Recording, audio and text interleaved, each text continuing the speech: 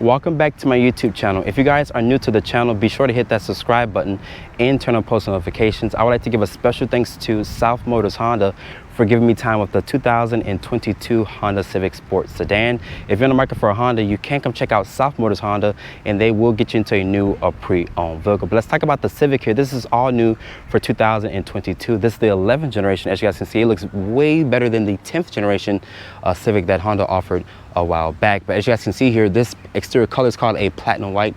Is a $395 charge. As you guys can see, it looks really good with the gloss black trim here.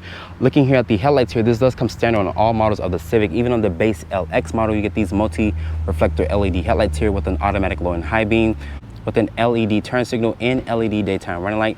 And my model is missing LED fog lights here at the lower part of the fascia. You can get LED fog lights if you go for the EX or touring grade trims of the Civic here. As you guys can see, the grille does have this nice design cue from it since this is the sport model. And there's the Honda emblem front and center. But stepping away from the Civic here, as you guys can see, the proportions of the Civic here are really good. This has a 107.7 inch wheelbase with an overall length of 184 inches. So Honda did make the Civic a little bit bigger for this current generation. As you guys can see there, also the hood is very long compared to the previous model, and Honda did push the A-pillar back additional 2 inches. But looking at these tires and wheels here, these are a 235/40 Eagle Sport tire. They're wrapped in this 18-inch rim design. I like the multi-spoke finish here with the gloss black finish. It looks really good with the white exterior color, and my model is missing that LED side marker. But making our way to the rear here of the Honda Civic, looking at these taillights here, Honda did delete that lobster claw theme that they had for the 10th generation, but these taillights here looking more better. There's an LED brake light here with the incandescent turn signal and reverse light. There's a sport badge. There's the Honda emblem there. Shout out to South Motors. There's their logo right there. Also with the Civic name, which is spelled out, and there's also a stand-up backup camera. And my model does not have front or rear parking sensors, but there's these reflectors integrated into the bumper. There's also a single exhaust trim piece there. But open up the cargo back here, Honda does equip this with a trunk release button. Once you click that, it reveals 14.4 cubic feet of space. And unfortunately, on the LX and Sport models, you cannot get that 60 folding seat function. You have to go for the EX or Touring trim if you want that feature. Looking underneath here, Honda does equip this with a temporary spare tire instead of a fix-a-flat kit. If you want more cargo space, the hatch is available and you get around 24.5 cubic feet of space. Me personally, I would just go for the hatch because it does offer more cubic feet of space. Sitting inside the interior of the Honda Civic Sport here, as you guys can see here, this interior looks more sophisticated compared to the previous generation, and the dash in here is very low. This is a 7-inch display. It does support Apple CarPlay and Android Auto. If you want to use a wireless capability, you have to go for the EX or touring grade trim in order to get that wireless function, and also for the larger infotainment system, which is a 9-inch display. But reaching over here to shut the door of the Honda Civic, the door sounds nice and solid. But to start up the vehicle, just put your foot on the brake and press the start button right here. I'm going to be very brief with this interior because I showed you guys this interior once before, but looking at the materials here, it's going to be a nice soft touch material. It's also this real aluminum accented door handle. There's your mirror control switch here. It is auto up, auto down, only for the driver and passenger, but not for the rear windows. There's this cloth material here on the actual door panel, which feels nice to touch. There's also some nice stitching here. There's going to be additional storage and cup holder space. There's your dimmer switch here. There's the Honda sensing button there, also with the stability control, and the trunk release button is going to be tucked away over here. This is also a manual tilt and telescoping wheel. Really good amount of range and adjustability. There's the Honda emblem here on the airbag cover. There's your volume and voice controls here. Over here is for your driver's assistance.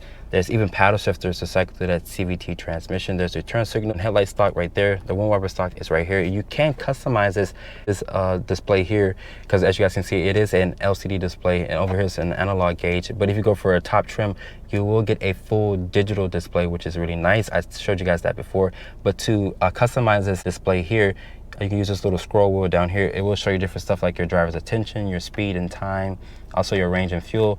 It says I have 399 miles until empty with a full tank of gas. The materials on the dash can be a soft touch ejection molded plastic. Like I mentioned, the dash is very low, and Honda did push the A-pillar back additional 2 inches for great visibility. The Civic does have really good visibility all around this vehicle here. The lighting in here is going to be an LED, which is really surprising to see. And my model is missing that standard size sunroof. Looking here at the air vent design, I love the honeycomb style grille, and this is gloss black trim. As you guys can see, it will leave fingerprints. So me personally, if I had this car, I would be wiping this down constantly. There's a 12 volt here with a standard USB cord. There's additional storage space here. My iPhone 12 Pro Max and my shades do fit right there, but to put the vehicle into reverse, there's a shifter here. As you guys can see, it does have different angles around the vehicle. Really good backup camera. There's a volume and tune knob. There's also some shortcut buttons down here. Putting it to drive, this does house that CVT transmission. The drive mode selector is here, which shows you normal, sport, and eco. So there's only 3 different drive modes here in the Honda Civic. There's an automatic start-stop function, electronic parking brake, brake hold, and there's this finger-resistant trim here, which looks really nice. I wish Honda would have added this to the actual dashboard. There's 2 cup holders here. I showed you guys the key fob before. There's a lock, unlock, remote start, also a trunk release and a panic button, and they did shrink the key for this current generation Civic. There's more of that cloth-like material here. Nice stitching. Open up this, it does reveal a decent amount of storage in there, and you can remove this tray if you would like. The seats in here, they're supportive, they're comfortable. They're cloth seats, just like the same cloth material that you get on the actual door panels and also on the armrest.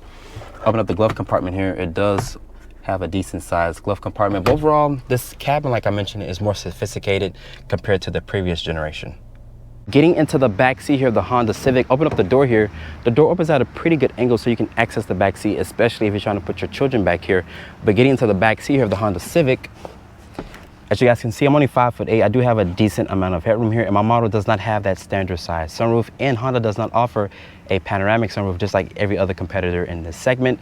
But looking down here, Honda says you get around 37.8 inches of legroom. This is more legroom compared to a Toyota Corolla. I do have plenty of foot space underneath the driver's seat. This is where I have the seat to drive. There's no rear air vents back here or charging ports. You have to go for the EX or Touring trim if you want those features. And surprisingly, there's this hump here because this is a front wheel drive car.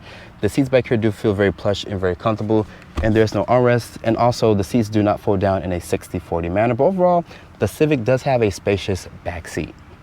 Let's talk about the powertrain specs here for the Honda Civic sedan. Honda will offer this with 2 different powertrains.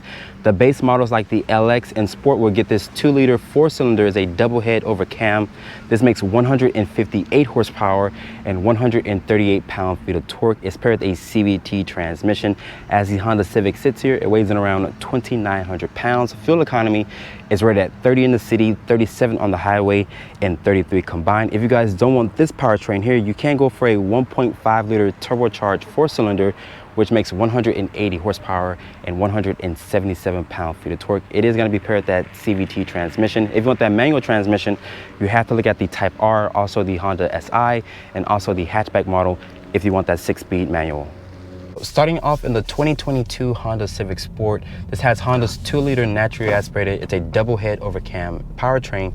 This makes 158 horsepower and 138 pound-feet of torque. It is paired with a CVT transmission. Unfortunately, in the sedan, you cannot get that 6-speed manual. So if you guys want that 6-speed manual, you would have to look at the hatchback, the Type R, and even the SI if you want that 6-speed manual transmission. Keep in mind, you can also get a CVT in the hatch form as well.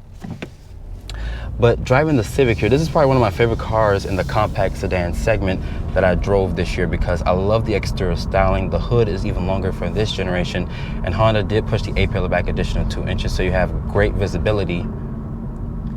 And just driving here, there's not a lot of wind noise or even tire noise intruding into the cabin. The cabin is really quiet. I'm driving around 30 miles per hour, which is the speed limit here. And this car just drives really well. The handling feel of this car is really good. And this is with the car in eco mode. Let's put the car into a sport mode here. All it's gonna do is mess with the transmission programming. Also, the throttle response is gonna be more eager to go. But still, even with it in sport mode, it does feel better. The steering feel does get a little bit more, it has a little bit more heft to it.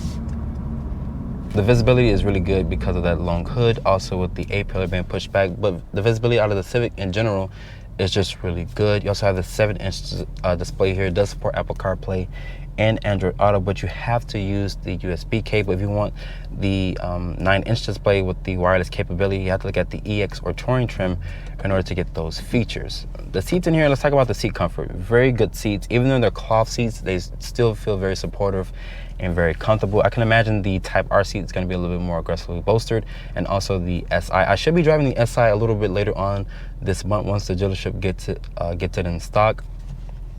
But like I mentioned, one of my favorite cars in the compact sedan segment.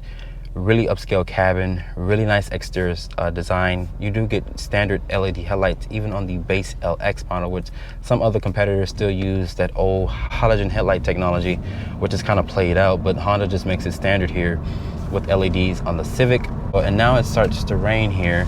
I'm so glad that I got done filming, but the car still drives really good. Probably, like I mentioned, one of my favorite cars to drive. Let's use the paddle shifters here and see.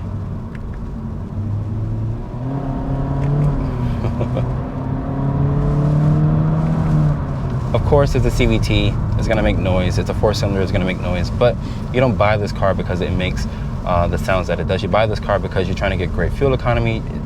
Honda says you get 30 in the city, 37 on the highway, and 33 combined. Great fuel efficiency here from this 2-liter 4-cylinder.